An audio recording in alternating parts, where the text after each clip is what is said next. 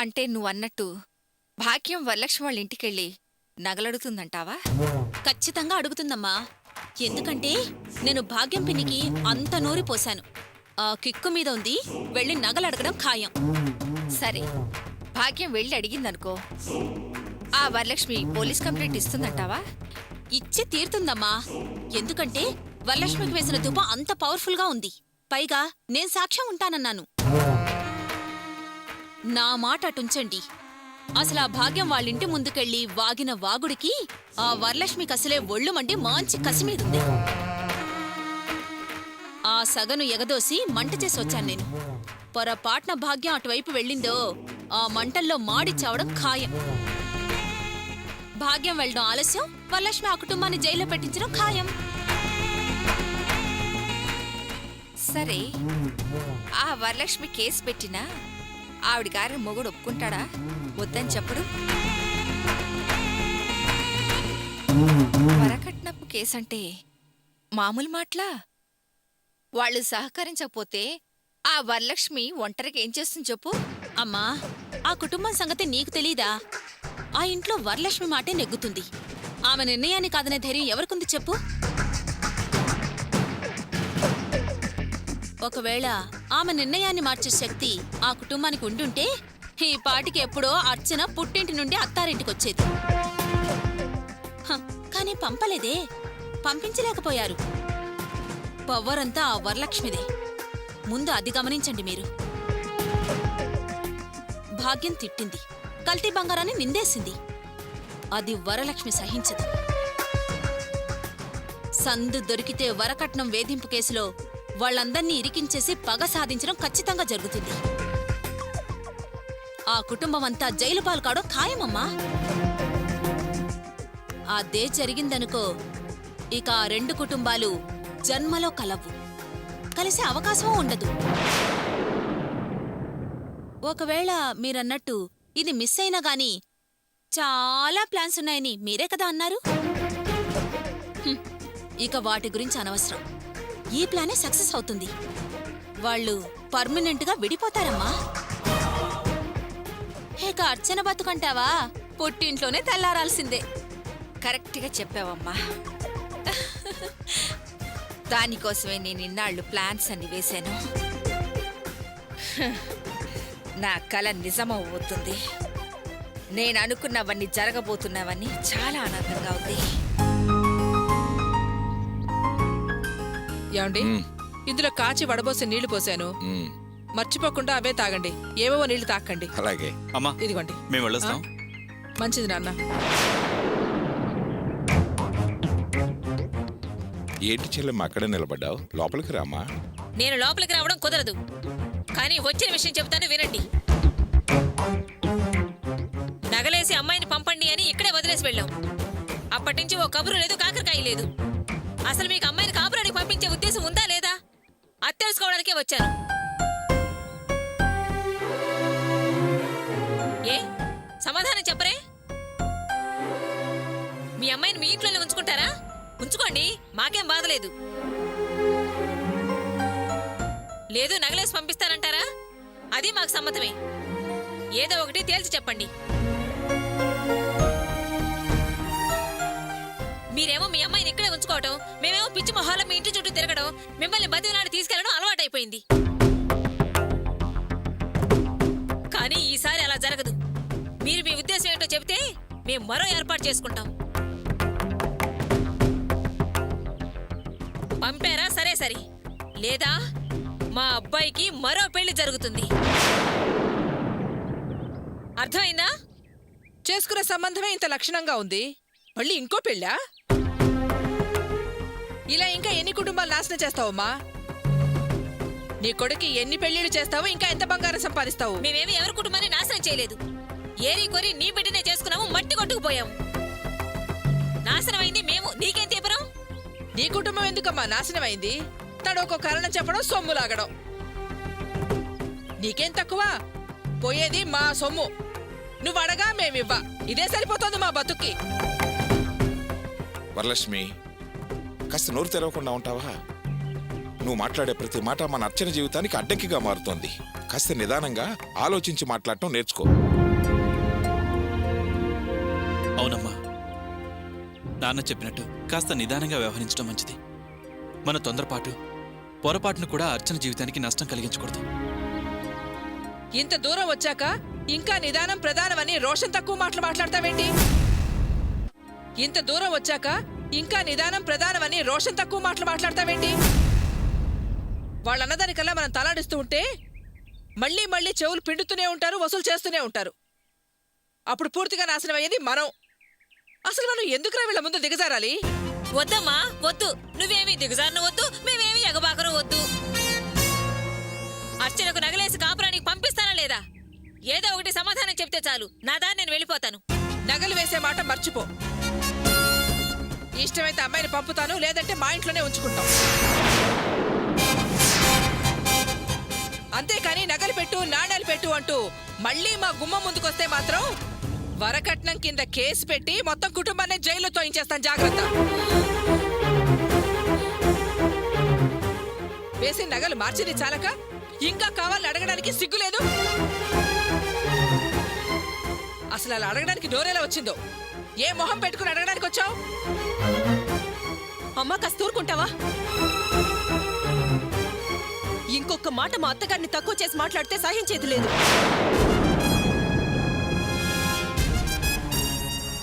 నా అత్తింటి మర్యాద తీస్తే నేను ఊరుకోను. ఏంటే ఏమన్నావే? అత్తిల్లా? ఏ అత్తిల్లు కాదా, ఆయన అల్లుడు కాదా? తాళి కట్టిన వాడి వేలు పట్టుకొని బతకడానికి వెళ్ళిన ఆ ఇల్లు నాకు అత్తిల్లు కాదు? ఏ ఇంట్లో నేను కాపురం చేస్తున్నానో ఆ ఇల్లు నాకు మెట్టినిల్లు కాదా? అది ఆ ఇంటి వాళ్ళని నా అత్తను అవమానిస్తుంటే అది కోడలికి జరిగినట్టే. ఏ కోడలైనా చూస్తూ ఊరుకుంటుందా?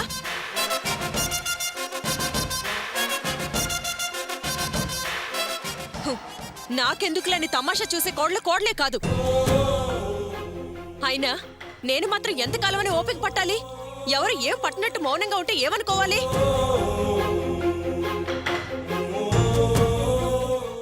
కూతురి జీవితం ఏవైపోయినా పర్వాలేదు, అత్తగారింటికి పంపే ఉద్దేశమే లేదని నువ్వు పట్టు కూర్చుంటే నేను ఎంతకాలమని పట్టించుకోకుండా ఊరుకోవాలి? కన్న తల్లివని ఇన్నాళ్లు సహించాను, ఇక నా వల్ల కాదు.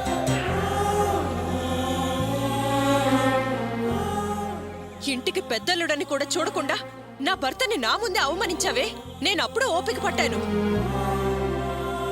అందరూ అదే విషయంలో నా మెట్టినింటి పరువు మర్యాద తీస్తూ ఉంటే చూస్తూ భరించడం నా వల్ల కాదు. నీ ప్రవర్తన వల్ల నాశనం అయ్యేది నా జీవితం.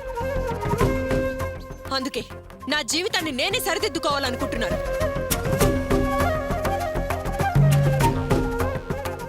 ఇంతకాలం మౌనంగా భరించాను, ఇంక నా వల్ల కాకే అడుగుతున్నాను. ఆ 10 తులాల బంగారం వేసి నన్ను కాపురానికి పంపిస్తారా లేదా? అర్చన, జరిగిందంతా తెలిసి కూడా ఏంటి నీ మాటలు? నీకేమైనా మతిపోయిందా? జరిగిపోయిన దాని గురించి కాదు, జరగాల్సిన దాని గురించి అడుగుతున్నాను. నాకు నగలిచ్చి అత్తగారింటికి పంపుతారా లేదా? అర్చన, నువ్వు మీ అత్తగారింటికి వెళ్ళాలి. నీ భర్తతో నువ్వు సంతోషంగా కాపురం చేసుకోవాలి నాకు ఉంది. అలా జరిగితే మొట్టమొదటిగా సంతోషించేది నేనేనమ్మా. అందుకని ఈవిడాడిచ్చినట్టు ఆడాలా? అందుకని మీరు కాదంటారు. నేను జీవితాంతం ఈ ఇంట్లోనే ఉంటే నా సంతోషం మీకెలా దక్కుతుంది? అయినా నాకు పెళ్ళైపోయింది, నానే వాళ్ళు నాకున్నారు, నా జీవితం నాకుంది. నేను హాయిగా బతకొద్దా? మీకోసం, మీ పట్టుదల కోసం నా జీవితాన్ని పణంగా పెట్టాలా? ఓహో, నా ఆనందం కంటే మీకు మీ పట్టుదలే ముఖ్యం కదా? ఇంత వయసు వచ్చాక కూడా మీకు మీ పట్టుదలే ముఖ్యమైనప్పుడు నేను నా జీవితాన్ని స్వార్థంతో ఆలోచించడంలో తప్పేం లేదే. అయినా నేనలా ఆలోచించడం లేదు. ఈ ఇంట్లో నేను ఇలాగే ఉంటే నా తర్వాత పెళ్లి కావాల్సిన ఇంకా 2 చెల్లెళ్ళున్నారు.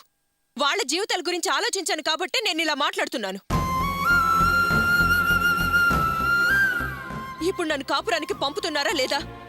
ఏంటే ఏంటి నువ్వు ఇలా మాట్లాడుతున్నావు? ఇలా మాట్లాడే పరిస్థితి కల్పించింది మీరు కాదు.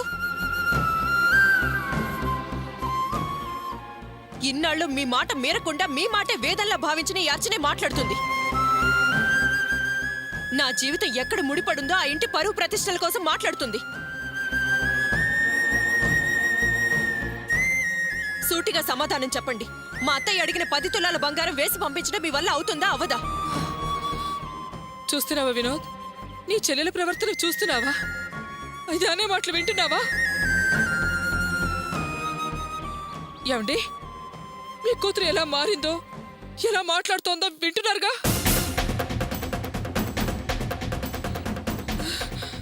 ఇది ఇలా మాట్లాడుతుందని, దీనికి ఎన్ని మాటలు వచ్చని నాకింతవరకు తెలియదండి. కనీసం ఊహించనన్నా ఊహించలేదు.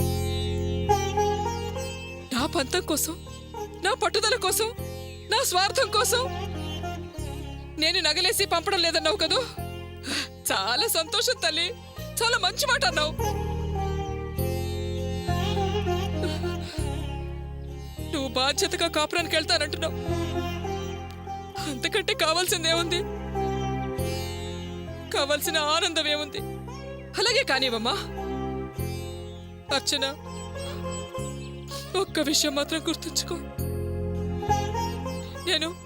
నేను నా స్వార్థం కోసం నీ జీవితం నాశనం చేయాలనుకోవడం లేదు.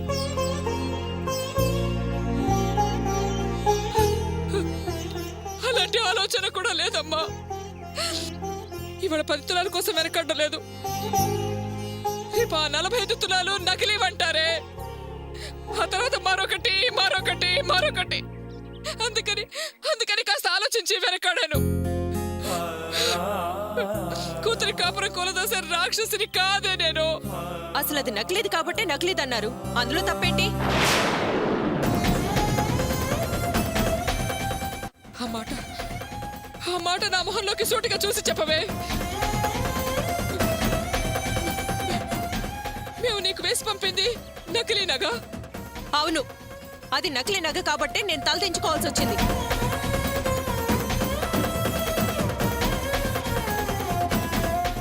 నా ఇంట్లో నా పరువు మర్యాద పోయింది. తప్పు చేసిందల్లా నిలబడాల్సి వచ్చింది.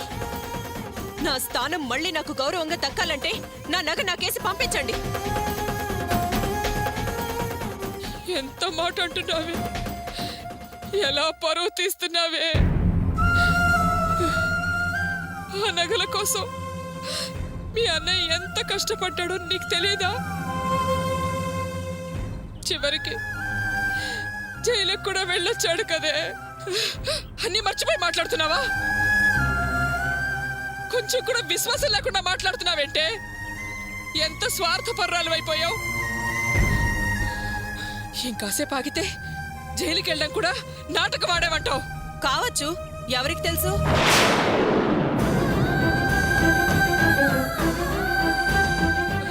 అరే వినోద్, చూడరా అది ఎలా మాట్లాడుతోందో. వింటున్నావా? అర్చన, ఏంటమ్మా నువ్వనేది?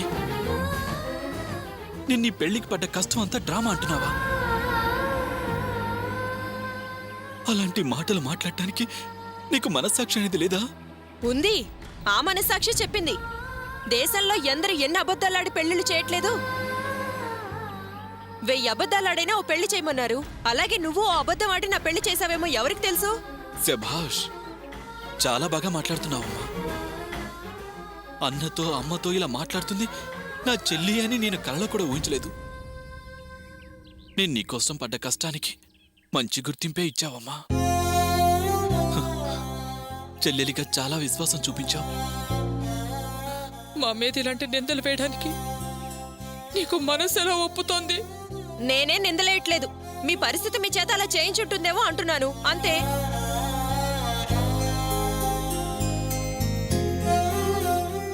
అయినా నేనేం కొత్తగా అదివ్వు ఇదివ్వు అని అడగడలేదే. మీరేసిన నకిలీ నగకు బదులు ఒరిజినల్ నగే ఇవ్వమంటున్నాను, అంతే. అందులో తప్పే ఉంది?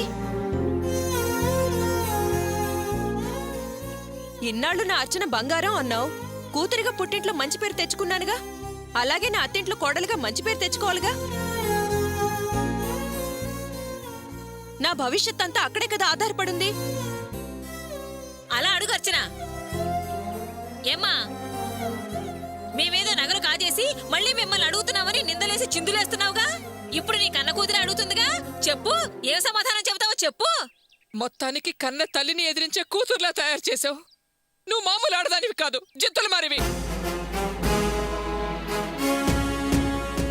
అయినా వేసే నగలు చాలలేదు, మాస తీరలేదు అని అడుగు. ఓ 10 నెలలు బిచ్చం వేస్తాను.